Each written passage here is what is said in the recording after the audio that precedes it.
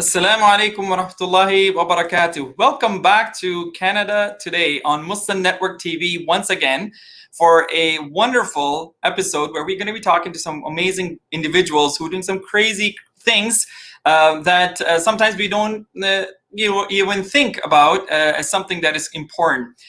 Today we're going to be talking to two individuals who are preserving an aspect or page of Canadian Muslim history, and in using through two different projects in the community that are involved with historical preservation initiatives and documentation initiatives in the Canadian Muslim community. As you know, alhamdulillah, we are over 1 million Canadian Muslims in Canada, making us the second largest religious minority in the country.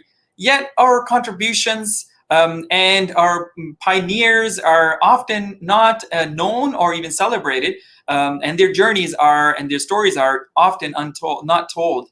My friends, my brothers and sisters here, historic preservation is an important and a critical investment in the present and the future. Unfortunately, very often we take history for granted, or it is something that is often neglected.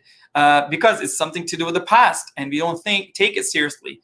What we don't realize is that it has very critical implications for not only our future, not only our presence, but also our future. So I wanted to start off with by introducing you to a guest today who is joining us, who's a student. Her name is Zeelaf Fatima. She is a political science graduate from the University of Toronto with a background in community service and local civic engagement and law. She has previously served as a campaign manager for political candidates and as a legislative assistant for MPP Bob Delaney. Zeelaf was also a former executive director of Mississauga Muslim Community Center. She founded the Pioneers, a project that sheds light on the South Asian Muslim challenges and achievements that led to the thriving cultural and economic hub in Canada today.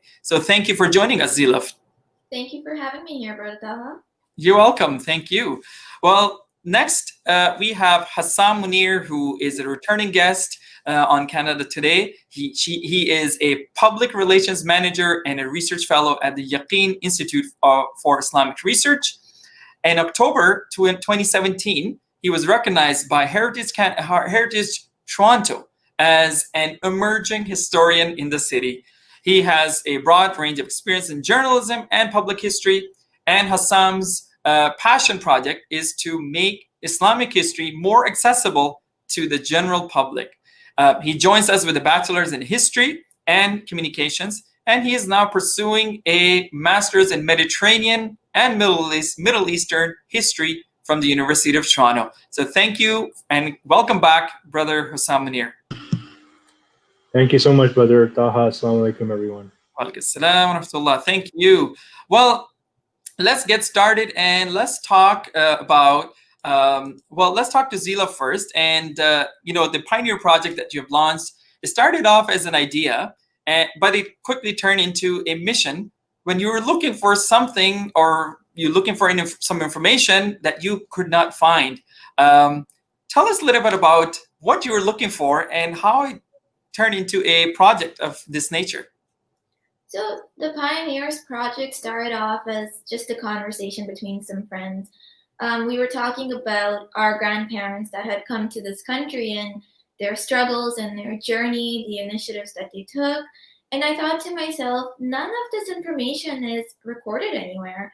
I mean, I am a research student myself, and I have read almost every book in that U of T library. And I know that's something really big to claim, but I'm a little bit of a book nerd. So I went down to my library and I tried to find some information, any books, any articles written on it, and I couldn't find much except for a small section in the University of McMaster Library down in the archives, which wasn't enough. So I thought to myself, there is a huge Muslim population in Canada. We've contributed so much to our country and to our society. Yet none of those contributions, those journeys, are preserved anywhere. And unfortunately, they're going to get lost with the people that experience those journeys. And so I took it upon myself. I'm like, this is something that we have to celebrate and preserve, and the future generations have to have access to. So I took it upon myself, and I went on this hunt for some material which I couldn't find anywhere. And then I thought, you know what?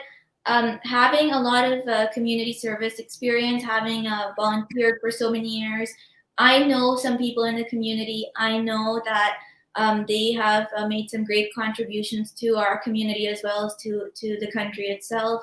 Why not go straight to them, straight to the source, and interview them, find their stories, and preserve them for people like myself and people, the generations that will come after us.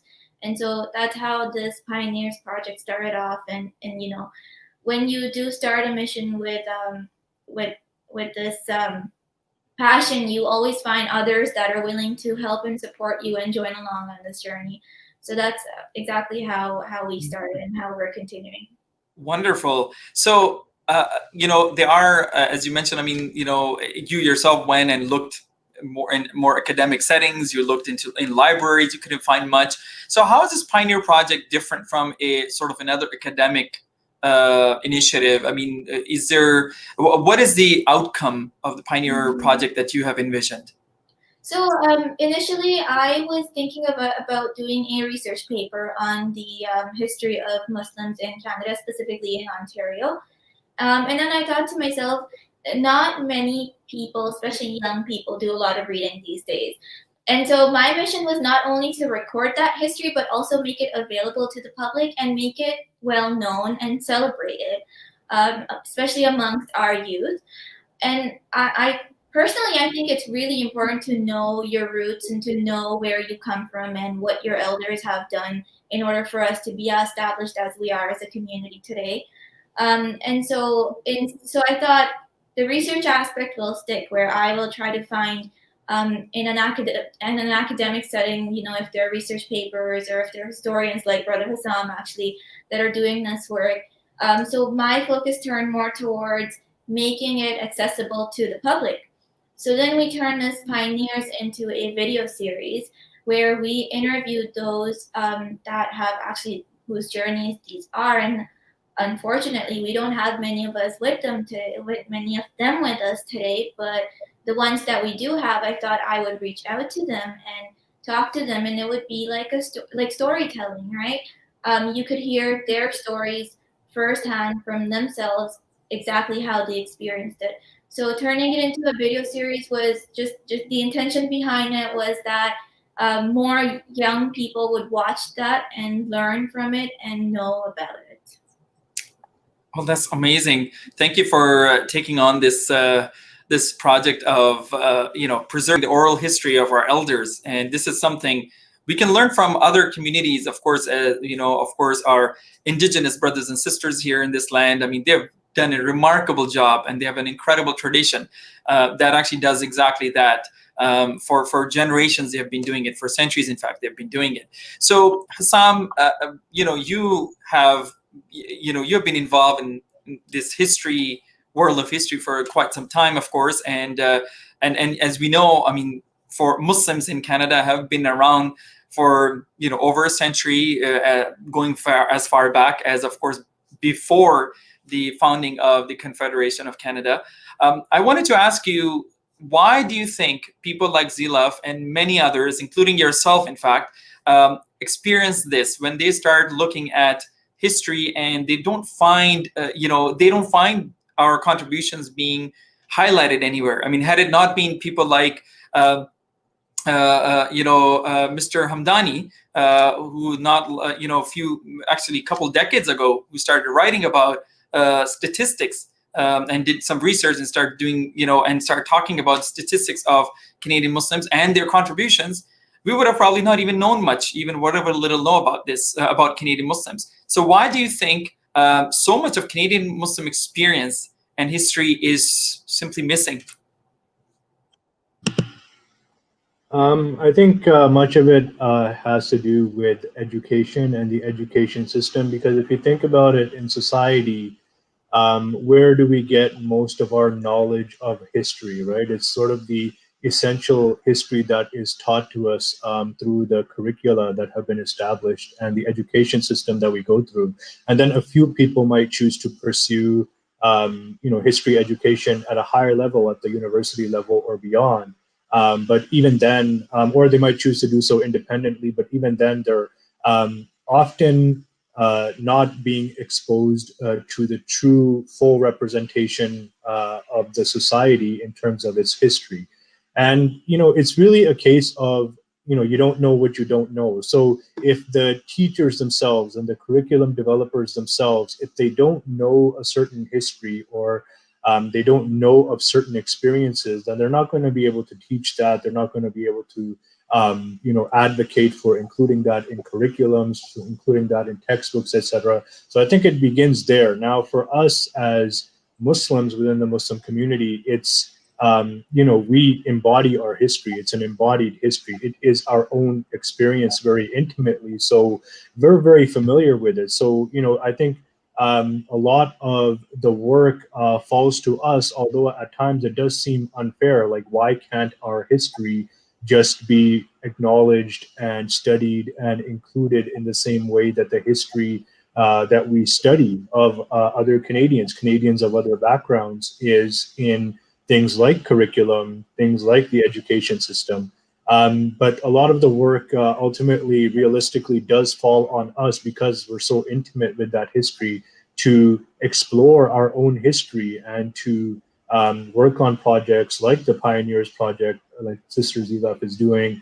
Many other people are doing the projects that and the research that Brother Hamdani, like you mentioned, started for us many decades ago, and he remains an inspiration for many of us. But I think it's the community itself that has to step up and start to encourage the studying and uncovering of this history, and then seek opportunities to make this history mainstream through different kinds of creative tools, different kinds of digital tools, different kinds of networks that we're part of, and really through any means possible at our disposal to make the general society aware of these stories, and then slowly it will seep into the official Canadian narrative. And this is something that an effort that many other historically marginalized communities have taken, and we are now doing the same effort. That's well. So basically, telling our own stories first, so others can tell our stories. I mean, that's the lesson here, and that's very, very important. So let me ask both of you at this point. I mean, why do you think? Why is this important for individual Canadian Muslims? So we just talked about sharing our story with the wider community and wider world. But what about its impact? The impact of telling our own stories and hearing our stories on an individual level for Canadian Muslim youth in particular, at a deeper emotional, psychological level. Why is that important? From that perspective, maybe Zeelaf, you can go first, and then Hassam. Yeah, for sure. I'll tell you actually a little anecdote of where the Pioneers Project started. It started off with a story that a friend of mine had told me about when his grandparents and his parents had moved to the country, and they couldn't find halal meat anywhere, and so what they would do is that they had a house, and in one room of their house they would keep livestock. So when they needed to eat halal meat, they would go and use that livestock for meat, and then they would also live with them in the same house, so they were almost like their pets. And to me, thinking about the fact that we can walk into any grocery store today and go to the halal section and pick up our meat and bring it back home, and that's the end of that, right? To me, that story was really interesting because being a child, imagine living in a house and you have, chicken that you think are your pets, but you actually are using them for another purpose. That whole idea for children would be hard to grasp at that age. But they did because they had no other options. And it wasn't until the late 70s and the 80s that there was a halal grocery store, a halal meat shop in Toronto. But of course, not everybody that lived away from the GTA had access to that, or they would only come there once a year to get that meat, right? So those stories I feel need to be shared. And for me personally, learning of that story, it made me really appreciative and grateful of that those struggles of those early migrants of our community, the ones that sacrificed their time, their effort, their resources to advocate for us and to advocate for our generation, so that we can have access to everything that we need. We are able to celebrate our traditions, our culture openly without having to make those sacrifices which they made already for us. And so I think for my generation, for younger people, it's important to understand that, and it's important to know that there's so much that our elders have contributed to this country, to our community. They established entrepreneurial standards for us. They have made a name for them in every sector of society here. And so to know and to understand that and to celebrate that is important, I think. And the whole reason for starting the Pioneers Project was that story inspired me so much that I said, I know that, and now I'm grateful for things that people before me did. I feel like everybody else should also understand that, so we can appreciate what we have today and continue to move forward with it. Excellent. Thank you, Hassam. Yeah, absolutely. I echo everything that Sister Zeelaf just said, essentially about not taking for granted the contributions, the struggles, the challenges, the sacrifices that our elders have overcome in these lands, as well as in other places. I think identity building is rooted in knowing your history. We seek our inspiration from our elders. We learn our lessons from our elders. And so to really build a identity, a distinct Canadian Muslim identity that lasts throughout generations. I mean, despite having a very long history in these lands, the Muslim community is still relatively new. If we try to think about the future and try to imagine, Muslims could and inshallah will be present here for centuries, for as long as the world lasts, essentially, and to sustain whatever challenges might come their way, whatever challenges come our way today, we always turn to the past. First of all, kind of preemptively and proactively, in the sense that we build our identity by learning the stories of people who came before us, and then in particular situations, the lessons as well. Like, it's wise, and it would be wise, and as a Muslim community we don't always do this, but we probably should try to do it more often and as much as possible. It is wise to take the situation that we are facing, whether it's within an organization or a family or within an individual's life, and relate it to the experiences of other people who share core elements of their identity with you. So there were other Canadians, there were other Muslims, right? And whatever your particular ethnicity is, whatever your particular background is, whatever your walk of life is, whatever field you work in, look at the experiences of other people around you. But at the same time, those can be fairly limited, right? Because we all live at the same amount of the same time, essentially. So our experiences are often they confirm each other, in the sense that we're all having fairly similar experiences, which is why we turn to the past to diversify the experiences further. So maybe there's a lot I can learn from the story of someone who settled in Canada in the 1950s or in the 1760s, right? Like somebody who was of Muslim background, or somebody who was Muslim themselves, etc. So I think and then beyond that, beyond ourselves, telling these stories and making them public is so important. It's such an important way to expose people to the lived experiences of a Muslim, because there are a lot of people out there and organizations out there that are either deliberately or unwittingly telling our stories for us in a way that is not very realistic, in a way that is essentializing us, and in a way that leads to real life problems. And I really dislike to bring up the example, but of course, like when the Quebec mosque shooting happened in 2017, one of the first things that investigators did was search up Alexandre Bissonnette's search history, right? And you can actually read about all the things he was searching up, and where were the sources that he was reading about Islam? Where was, like, what was he learning about Islam when he Googled Islam or Canadian Muslims or whatever it was that he was Googling? And of course, those sources were deeply problematic.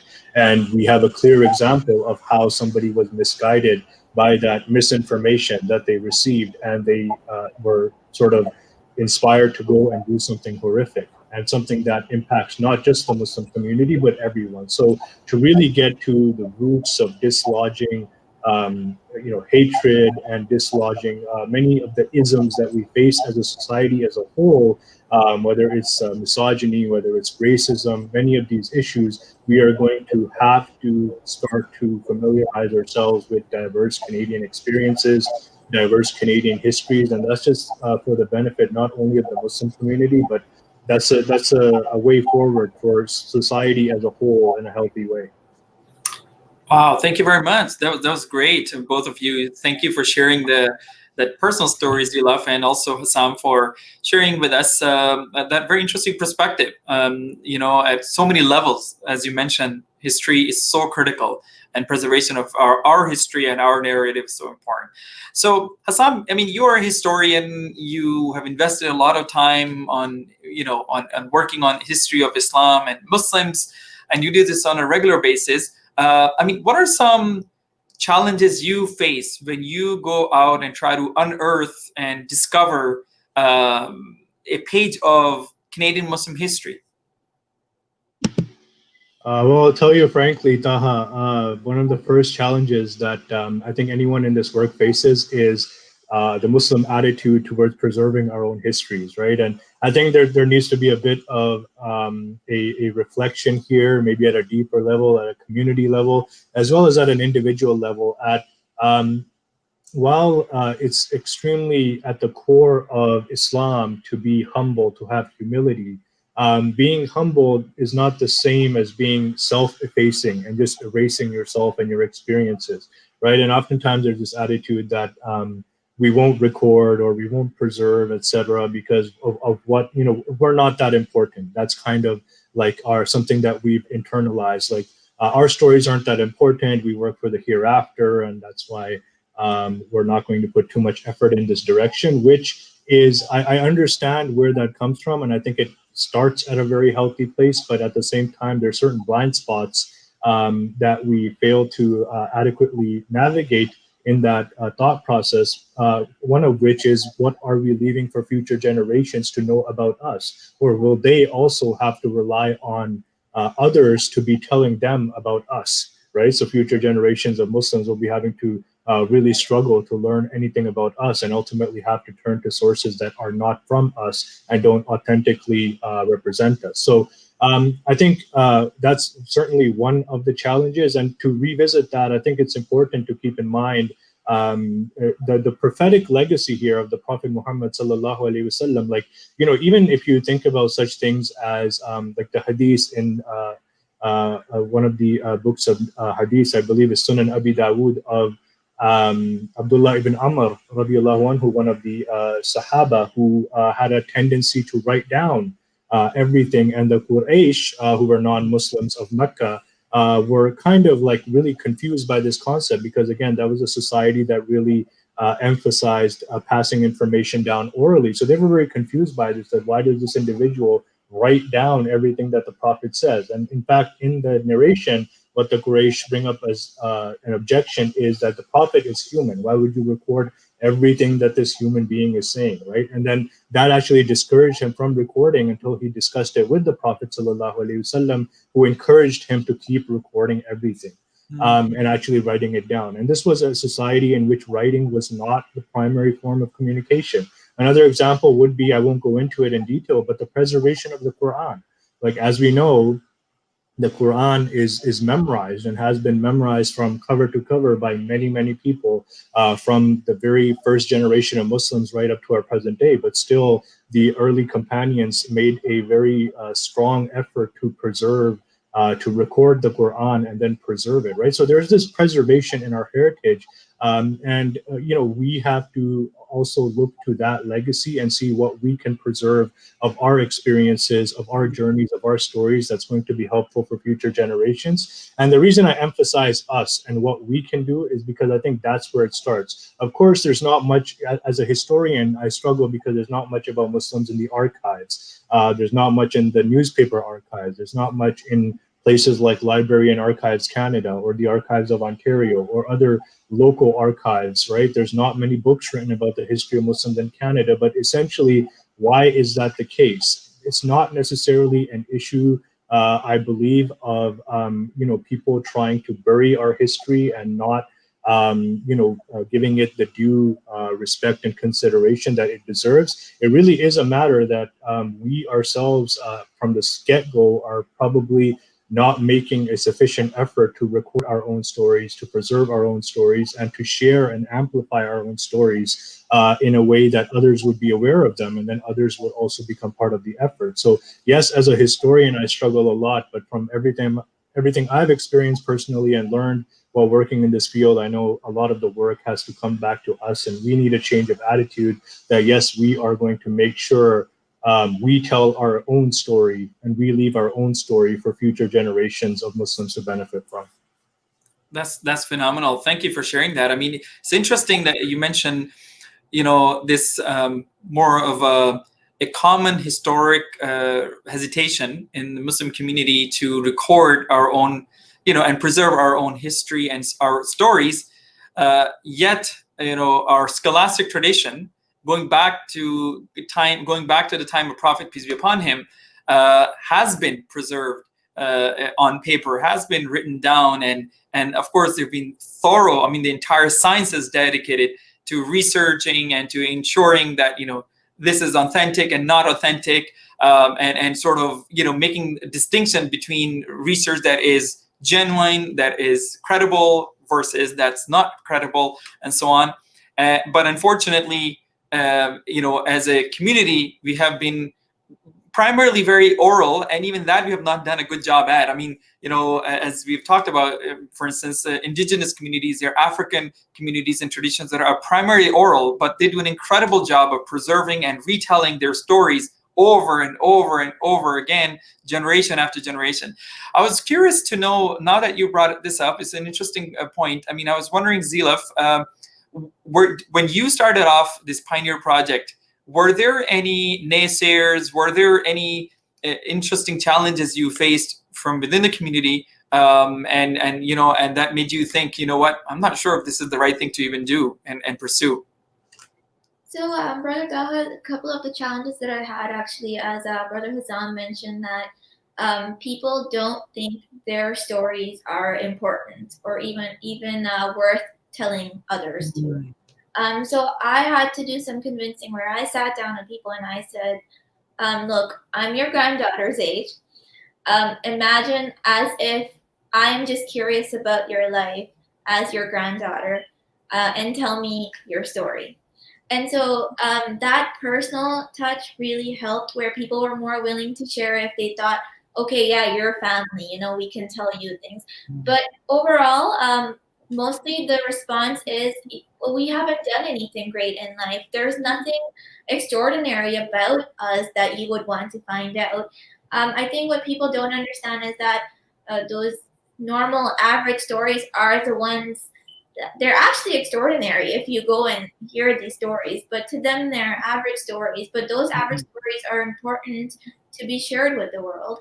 And so luckily I was I have those personal relationships with people where I can go to them and be like, I'm not going to take no for an answer. I want to hear your story, and you're going to tell me that story.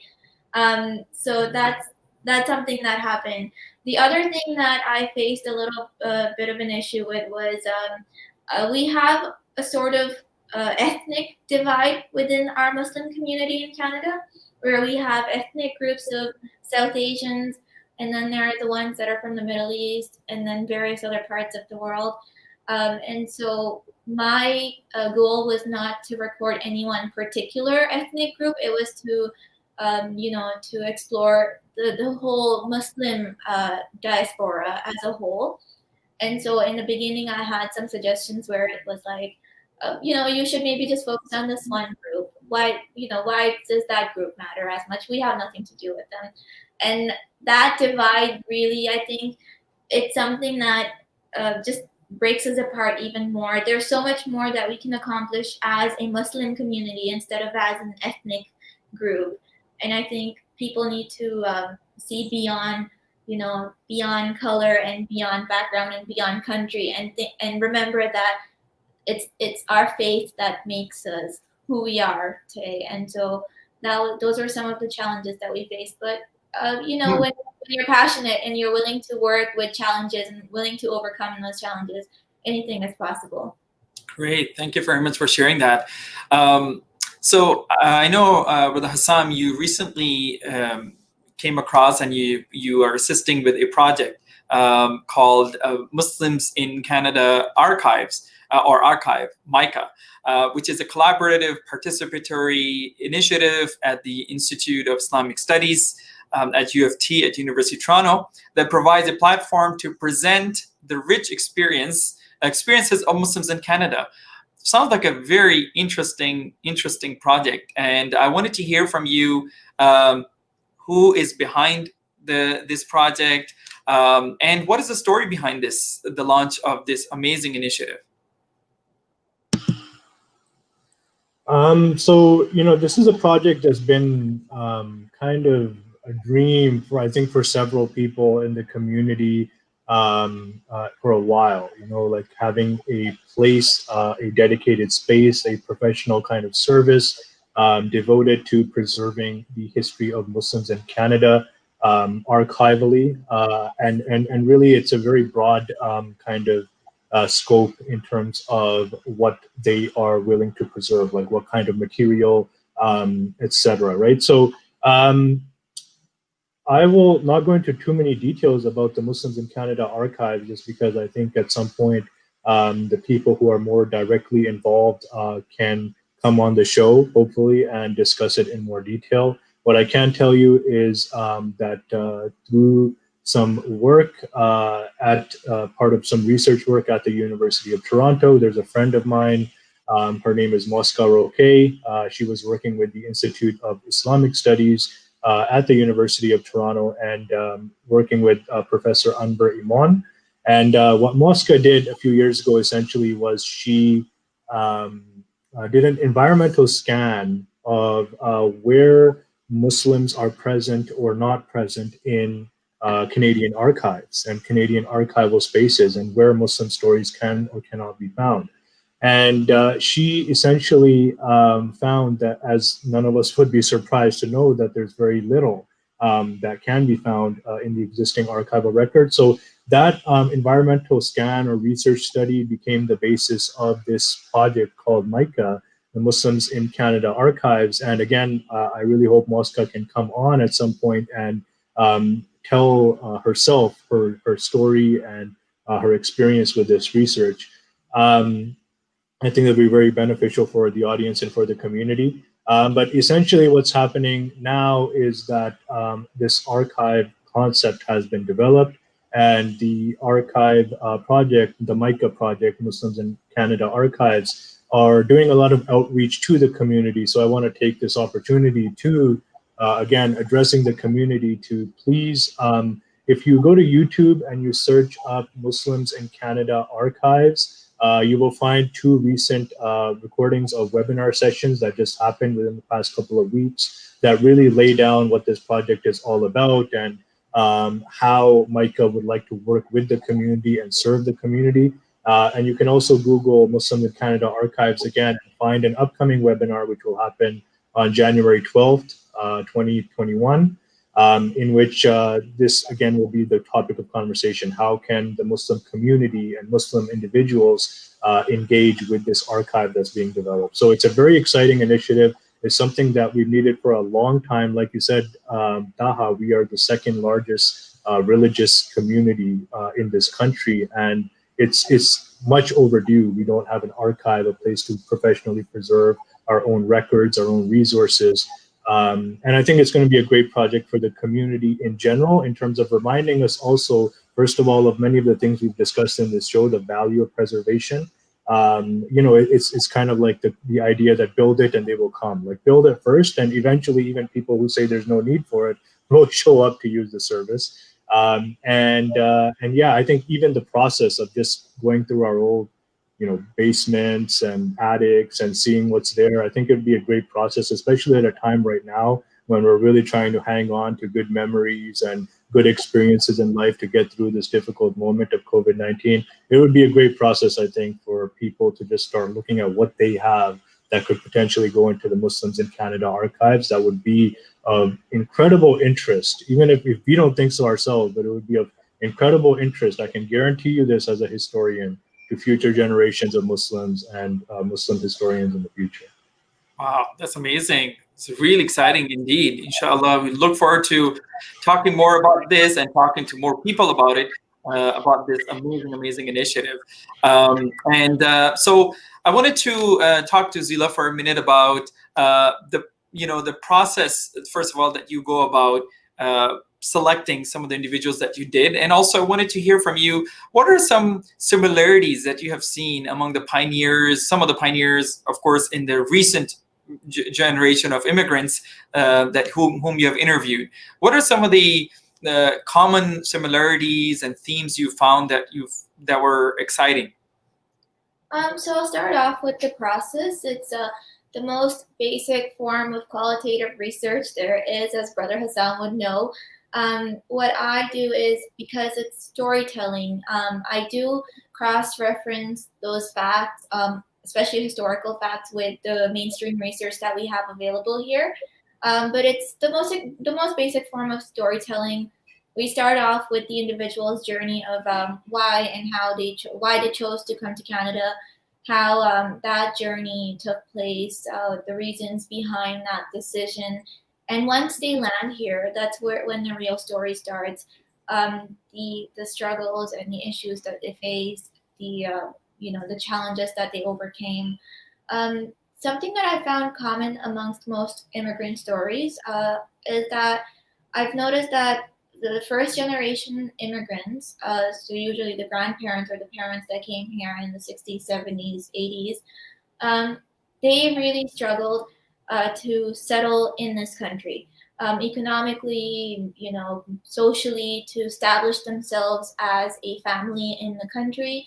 It's the second generation who then takes the lead into participating in society and politics, in volunteering, into giving back to the community. And the third generation is thriving because they have two established generations now of ancestors, and the third generation is the one that is now settled and thriving amongst, whether that's in their careers, in their personal lives, in society as an important part of the society. And so those are some of the common themes. Essentially, most immigrant stories, whether they're Muslim, Western, they come from the East, wherever they come from, it's the same. It's the struggle of a family trying to find a better place or better opportunities for themselves. The reason they become more interesting when you start adding aspects of their culture and their religion and the background, the values that they bring with themselves. So I had a lot of fun actually recording these stories, listening to these people talk. I learned a lot from them, and I really hope that everybody that watches learns from their journeys, from their struggles, from how they overcame those struggles to leading us to where we are today. Amazing. Thank you for sharing that. So how can people learn more about the Pioneer Project? How can people access these wonderful stories that you are preserving for us, these oral tradition and stories? How can people check out more of your content? So we have a website. It's www.thepioneerson.com. It's thepioneersontario.com. Actually, there it is on the screen. We also have an Instagram and Facebook page. The Instagram handle and the Facebook handle for both just The Pioneers. So that's ThePioneers. You can stay connected with us on social media. We constantly post, little bits and pieces of information. We do have a YouTube page. It's The Pioneers Ontario, where we are sharing episodes and snippets of information and stories that we get from these elders. So check us out on YouTube to learn those stories in detail and follow the series. And if you want to connect with us on Instagram and Facebook, you can always send us a message or go follow our page. Okay. Are there any? Is there an opportunity for people to suggest ideas for stories, pitch ideas for stories for you to record? Brother Taha, you read my mind, because that's one of our oncoming projects. We are doing a collaboration with the general public, and this will be live on our Instagram and our Facebook page in the new year. So what we're allowing people to do is share their own stories or their parents' stories, anecdotes that they think are interesting, or have any sort of something that they are comfortable sharing with the public. That way we have a collection of those memories from the general public. And there, we are always open to more ideas if you want to collaborate or if you want to help out.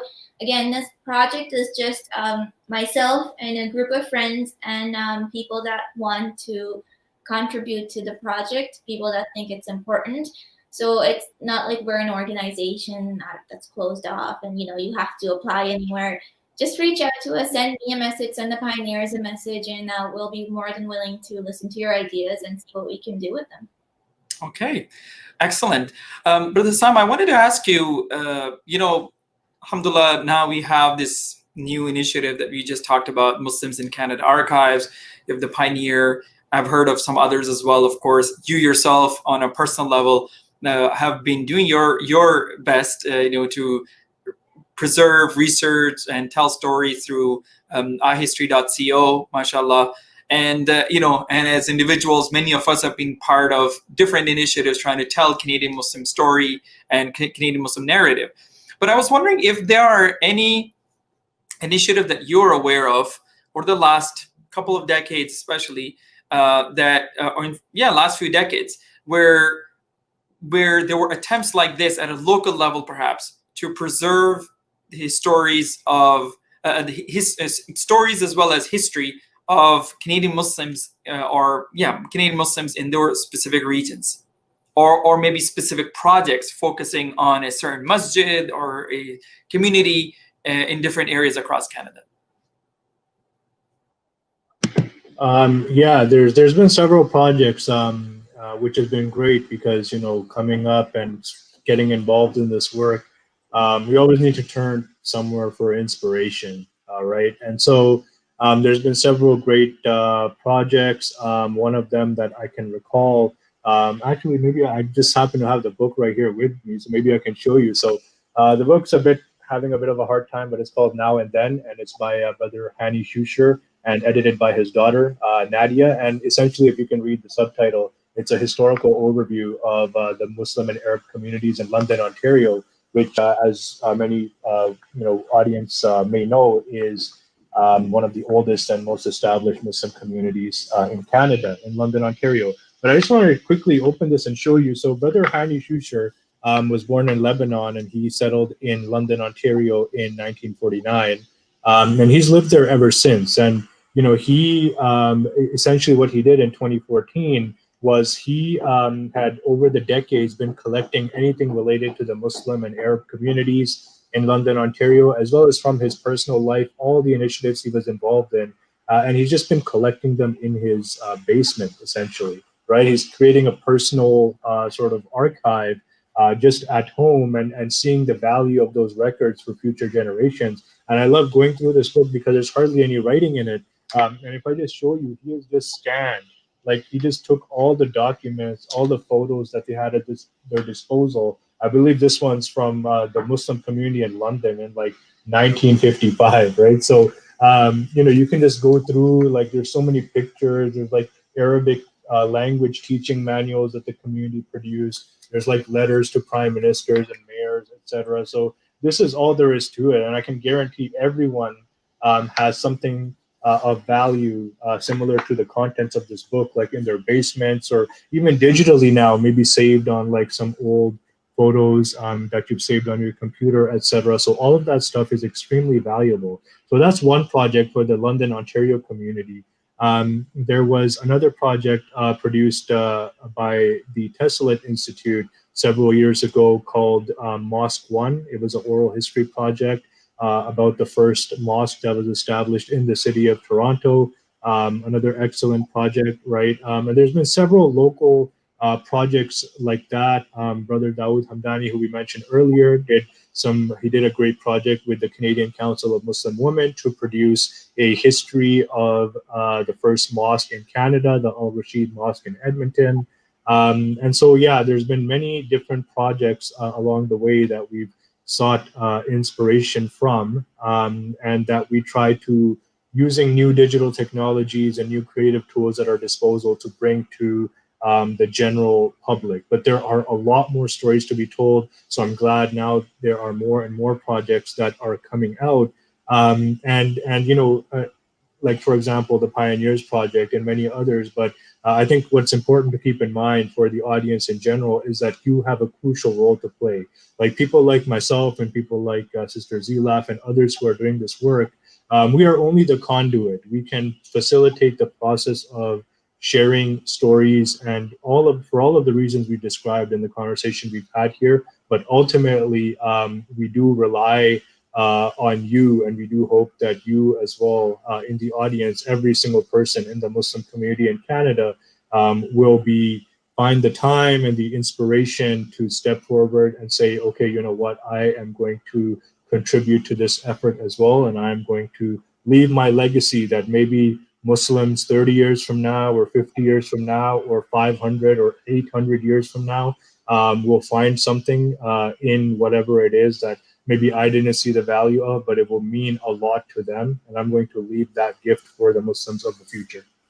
Thank you so much. That was actually very inspirational. Thank you for sharing that. Just the few pages of that phenomenal book. And you're right, the London Muslim story, just like of course Edmonton Muslim story, is so powerful and it's so inspirational. Inshallah, one day we want to just talk about that London Muslim history, which, as you said, is basically one of the pioneering communities of Muslims in Canada, and basically the second or third, essentially, physical presence of Canadian Muslims here in Canada, of course. To end, as we conclude, there's so much we could have talked about. I mean, sometimes when I talk about history, literally have goosebumps because there's so much phenomenal inspirational stuff comes out of it. I want to end by first asking you, Sister Zeelaf, for a common person like myself and others, youth or young adults at this stage in their lives, what advice would you give to them in terms of their initiative at a personal level, at a family level, to preserve their family history, to preserve their oral history of their family and their tradition? What advice do you give to a common Canadian Muslim, what they should do, maybe top 3 things they should do to preserve their family's history?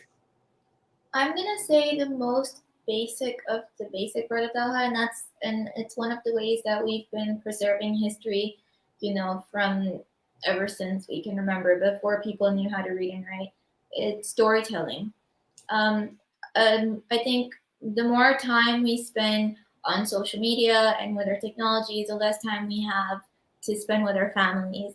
I feel like even if you don't live with your families anymore or your grandparents, just to take time to call them and ask them about their story. There's so much that you can learn about your family's history, yourself, your elders, and that sense of identity and that connection that you get, you won't get anywhere else. So that would be the most basic form of learning and preserving your family's and our community's history. The other would be the greatest contribution to these kinds of projects, whether it's Muslims in Canada Archive, the Pioneers, and many others that people have launched. The greatest contribution from the general public is to engage with them, to watch out for the content that we're publishing. After all, the whole purpose of us doing this is so that you have access to this information, and you have access to the information, to the history that we didn't have. To engage with this content, to watch it, to share it with people that you know, that is the biggest contribution that you can make at this point. And I think we all have, social media is something that can be used in a positive way.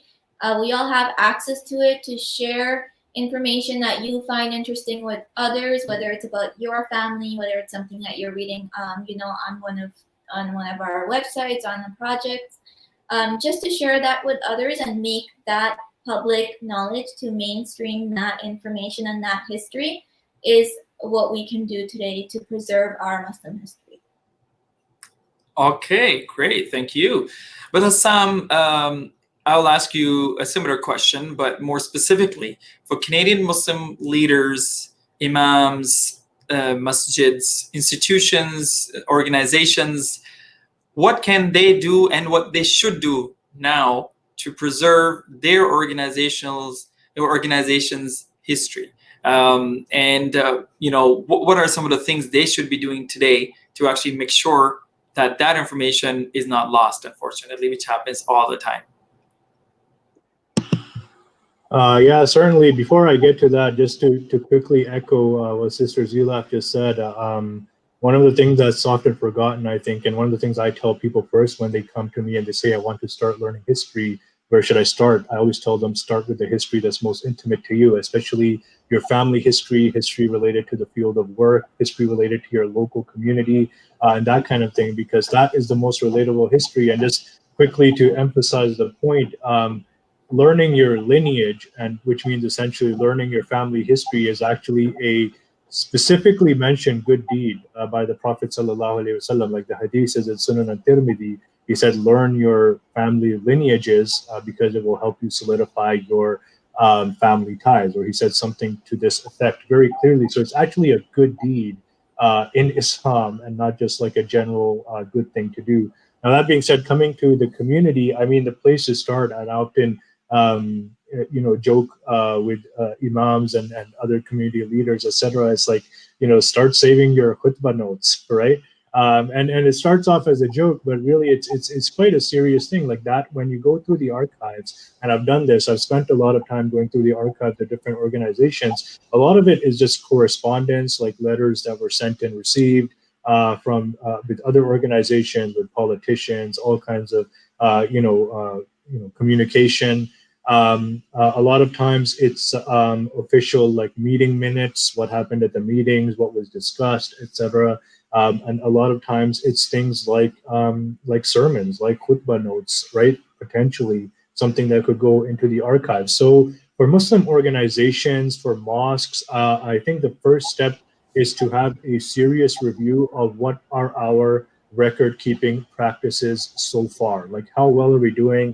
Have a real honest and sincere kind of investigation into that within your own organization and within whatever mosque, etc., that you are involved in.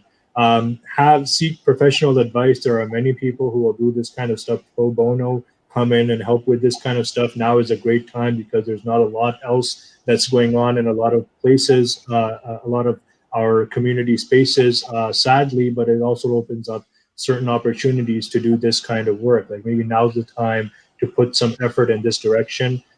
see what kind of records you already have. Like, how well have you maintained our records? So first of all, what I'm trying to emphasize is that this sort of emphasis on contributing to an archive or preserving our history can become an additional motivation for us to start having better record keeping in general within our community organizations. So that's one thing. And then the second thing is, of course, to once you have organized and you have a better sense of what you have available in terms of meeting minutes and, you know, even things like the first receipts, like when the mosque was being built, and if you have any early pictures, if you have any recordings, any interviews, all of that stuff is extremely, extremely beneficial for historians as well as for the community right at the present moment, let alone way down the line in the future, like we mentioned. And so start collecting that stuff, start gathering that stuff, ask around in the community, in your local community, within the organization, you know, hey, you guys remember this, like when we did this, anyone have a picture about that? Anyone have like anything they saved from that? Like, let's start bringing that stuff together and internally organizing our records so that eventually when a project like MICA, Muslims in Canada Archives, is officially underway and the space is ready and it's ready to preserve things, that we are also ready as a community to start contributing right away, because we've already done some of our homework and brought the stuff together. And again, like I mentioned, this would be a great community building exercise. It's like, hey, like, you know, things we've forgotten about, revisiting them, who was there, you know, who was there at that event, what can we find, what can we bring together, and not discounting anything. That's something that you can discuss with professional archivists. Like, what is the value of this particular piece of paper? Just bring together everything that you can possibly find, and realize the value, right? So again, realizing the value, I think, is the kind of switch that really needs to happen, and everything else will make sense from that point forward. But the first thing is realizing the value of preserving records. And once we have that well established, then we'll find the records, we'll make an effort to organize them. I think everything will fall in place, inshallah. But definitely, I hope this is something that will be taken up at the community level within our community organizations. Awesome. Thank you so much. I mean, this was a very, very inspirational conversation with both of you. And, you know, I really hope you take today's advice to heart. At so many levels, we can start preserving our history with just 1 or 2 or 3 quick steps that we can, inshallah, take to get on this journey of preserving our own oral history and our own traditions in our own families as well as in our own communities. So with that, I want to thank our dear sister Zeelaf Fatima as well as brother Hassan Munir for being here on the show and shedding some light on this very, very critical conversation and topic. Thank you for being here with us. Thank you, Thank you, brother. Taha. You're welcome. Well, my friends, this was it. I wish we could talk more. There's so much more we could have a conversation about preserving our history. And inshallah, we look forward to having more guests in the future to talk about this critical, specifically this topic of preserving our history.